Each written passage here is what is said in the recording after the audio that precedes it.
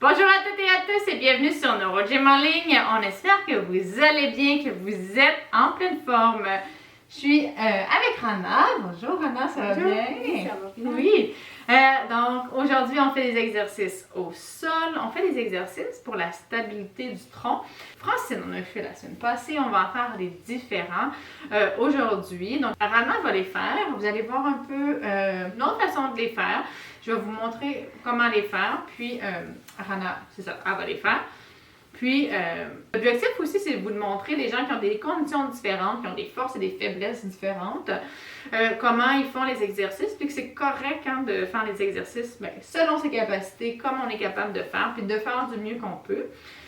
Donc voilà, les exercices se font tous couchés soit au sol ou au lit. Ce qui est le plus simple pour vous, le plus sécuritaire. Donc nous, on s'est mis au sol. Avec Francine, on était au lit.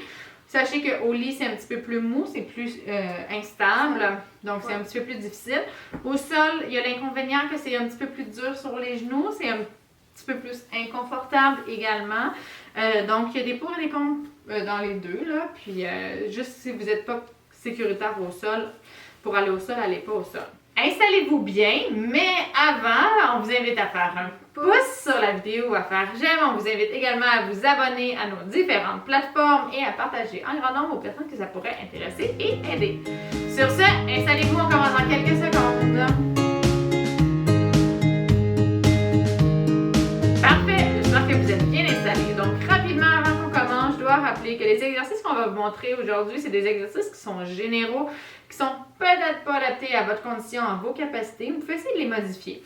C'est ce qu'on va faire, Anna et moi. Moi, je vais montrer les exercices, comment ils devraient être faits. C'est quoi la position optimale, par exemple. Puis, bien sûr, on va les adapter selon les capacités de Rana. Fait que vous pourrez voir. Des fois, je vous donne des exemples quand je faisais les vidéos toute seule. Mais là, vous allez pouvoir le voir. Si c'est les trucs que je vais montrer à Rana, si ça vous convient, vous pouvez les essayer. Sinon, essayez vos propres trucs. Puis voilà, si jamais vous avez de la douleur, essayez de modifier les exercices. Si ça ne fonctionne pas, ne les faites pas.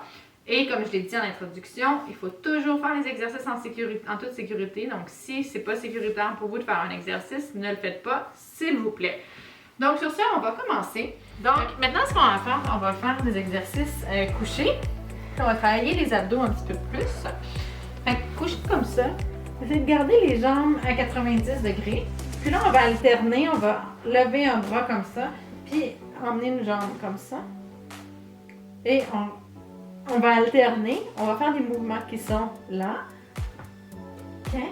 Et comme ça. OK? Rana va le faire aussi avec... Moi, je vais me mettre comme ça. Je vous laisse Rana le faire. OK? Ouais, les bras dans les airs, les jambes dans les airs. OK? On part comme ça, c'est parti. Donc, une jambe, oui, comme ça, et on alterne. Donc, vous voyez ici, on travaille la coordination, on travaille le contrôle. Les pieds de Rana rentrent vers l'intérieur un petit peu. Rana essaie d'avoir un beau mouvement linéaire des bras et des jambes. Où là, ça commence à... On se reprend, c'est pas grave, on se reprend. C'est difficile, la proprioception, c'est quelque chose qu'on travaille avec Rana parce qu'elle sent pas très bien ses jambes. Donc, de savoir où sont ses jambes, sont dans l'espace, ok, prendre une pause, c'est difficile, mais tu as très bien fait ça. Puis, qu'est-ce que tu sentais qu'il travaillait aussi? Beaucoup aussi. Le bas du ventre, exact. Donc, ça fait partie du tronc, c'est très important de travailler les abdos. Puis aussi, tu sais, le contrôle au niveau des bras et tout ça, on travaille aussi la zone qui est en haut. Excellent. Okay. T'es prête? Oui. Et c'est parti. Non. Non, on recommence. OK. Faux départ, on recommence tout le monde.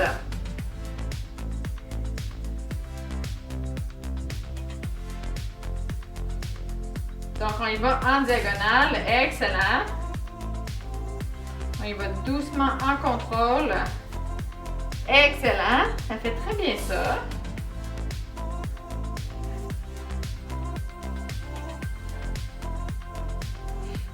J'ai rien à dire. C'est très, très, très bon.